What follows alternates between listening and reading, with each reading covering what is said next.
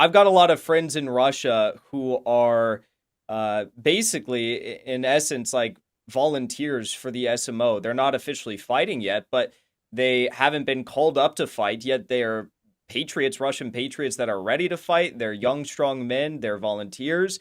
People ask me all the time, Jackson, why don't you call it a war in Ukraine? I mean, yeah, it is war. It Yeah. is war, but the reason why I like to refer to it as the Russians put it, a special military operation, is not because I'm some like paid Russian shill. It's because if you don't want a war with Russia, and Yeah. you'll know when there's a full blown war mobilization, and it would be extremely naive to call this a war mobilization. So you've actually done a video. It's the second most recent video you posted on your channel called SMO 2.0, I believe. So walk us through that and why you believe we've kind of moved into this next stage of the SMO. Okay. So I'm just going to preface this by saying at the beginning in February of last year, when the Russians went in and they called this thing an SMO, I believe they did that for a number of reasons. The first reason was the impact domestically could have been extreme. If you go to war and you mobilize, that's extremely difficult on your economy. That's a huge transition. It's hard to just do like that. So when sanctions are applied on top of that, it could have destroyed Russia. I mean, there could have been domestic chaos. It could have been so bad. The other thing is Russia's intentions when they went into Ukraine are not what the West makes it out to be. The only person who said 72 hours to Kiev was General Mark Milley.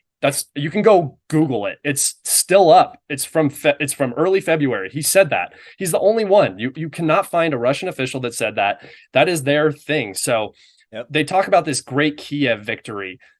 The Russians went down through Kiev during the beginning of the SMO with 40,000 men.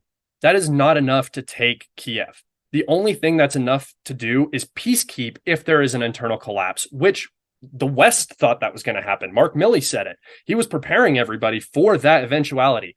The Ukrainians made the wrong decision at the beginning of the SMO, and they followed the West and they decided to fight. And now we're here, and however many hundred thousands of Ukrainians have died and have been wounded. It's just horrific. It was the wrong decision. They could have negotiated. And I believe that the Russians were fully on board with negotiating the whole time. I think that the Kiev push was just to put pressure on the capital, and force some negotiated settlement. 180,000 men was what the Russians committed at the beginning. The Ukrainians had 500,000 at least, and they were, I think, before the SMO, they were actively starting to mobilize. So it's not enough men to fight that army. It is a special military operation because for the Russians, I don't know if your audience doesn't know, the Russians do everything by the book. It is a bureaucratic monster, and they are, Putin does everything by Russian law. He never skips. He's never, no presidential orders or anything like this. You don't get reactions for Russia because they have to go and talk about it for a week in different courts and stuff like that. And they have to pass like legislation that's like, this is terrorism stuff. And it's just, you don't get the immediate response like you do from the United States and the West on some of these things. Mm-hmm. And so after the SMO began, and it became clear in March that the Ukrainians weren't going to negotiate. I mean, I think the Russians were still in this mindset that they could get some sort of negotiated settlement. And if anybody doesn't know, that was autonomy for the LPR and DPR, the Donbass, the ethnic Russian speaking regions, protection of Russian rights in Ukraine. That means church, the Orthodox Church. That means language rights and so on. And, no persecution. They wanted a settlement on Crimea. Right. And they wanted neutrality when it came to NATO. They didn't care if Ukraine joined the EU, but they could not have nukes positioned on their border like that. Right.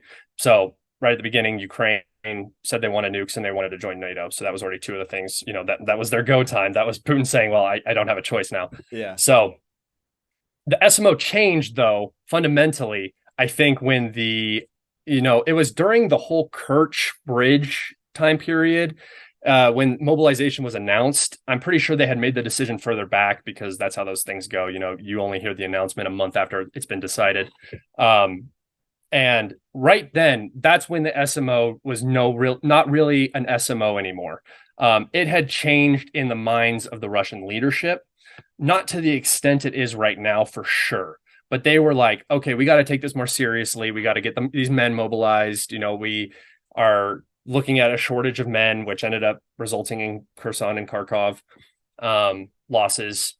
Maybe Kherson. I think Kherson was actually just a withdrawal because that bridgehead was not doing anything for the Russians. But they mobilized. Their industry was reinvested in immensely. Their military industry, and they started training their mobilized men. And right when these guys started to become fully trained and prepared in their units to go, which was around April time, it feels to me that the rules of engagement, the ROE in Ukraine changed for the Russians. And by that, I particularly mean that they started targeting leadership and decision-making centers. And this didn't come right away. The decision-making center thing came later, but these plans were already in line.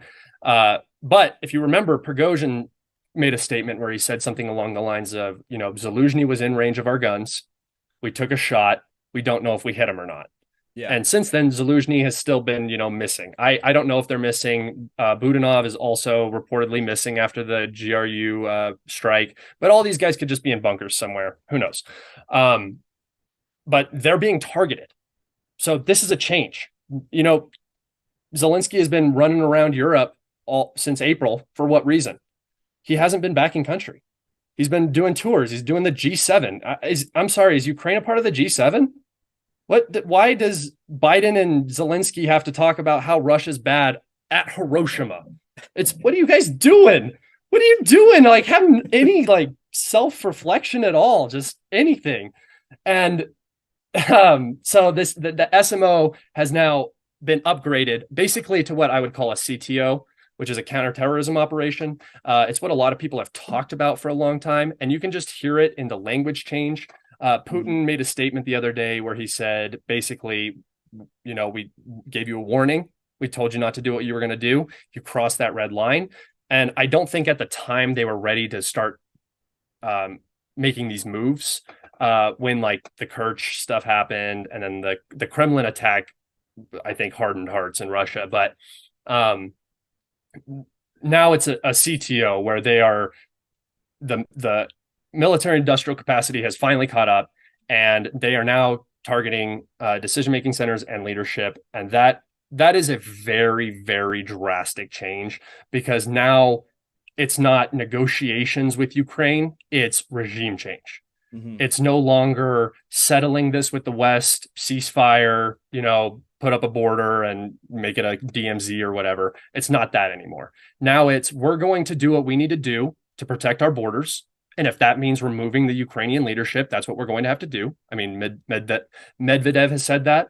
He is somebody that I 50-50 listen to, because he's kind of, I think, the bad cop to Putin. Yeah. Putin never says anything, and then Medvedev comes out and says the wildest shit. It's like, geez.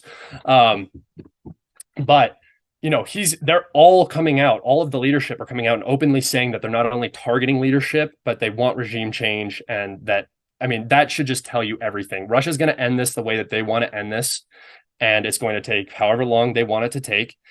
And, they want to do as much damage to the West as they can. And that's what's happening in Ukraine. I mean, Germany's in a recession. Britain has to be in a recession. I don't think they've actually announced it, but they're looking at 20% inflation. The Eurozone is trashed. And I mean, honestly, the best thing the Russians could probably do is leave a little Ukraine that is fully financially dependent on the EU. That would crush them. I mean, that's like a Greece times 3. So, yeah, it's not looking good. And manufacturing is down and stalling, and it's almost as if everyone could have seen this coming when they waged the mother of all sanctions war on one of their top commodity suppliers. But and you're 100% right. The first time I remember talking on the Jimmy Dore show about the war in Ukraine, he said, "How's this all going to end?" And I'm like, "However Russia wants it to end, that's how it's going to end." Obviously, yeah, and 6 months ago, I don't know if I would have said that, but now, yeah, no, it's It's in their hands. It's done. And war is unpredictable, so I also follow that up by saying anything could happen. Yes, anything could happen. I'm not barring a collapse in Russia or collapse in the military or something like that. It just there's no sign of it. So when with I say that, power, who knows? Anything could anything could literally happen. Yeah, anything could literally happen. Unfortunately. Thanks for watching that episode of The Dive. If you enjoyed what you saw, be sure to drop a like, subscribe, comment below, and be sure to share this video with your friends. Also, my YouTube channel has now been permanently demonetized by YouTube because of the truth that we tell here. For that reason, I'm asking you to join as a supporter on my locals community, which you can find linked below in the description of this video or in the comment section. Thanks for watching. Thank you for your support. I'll see you back here next time.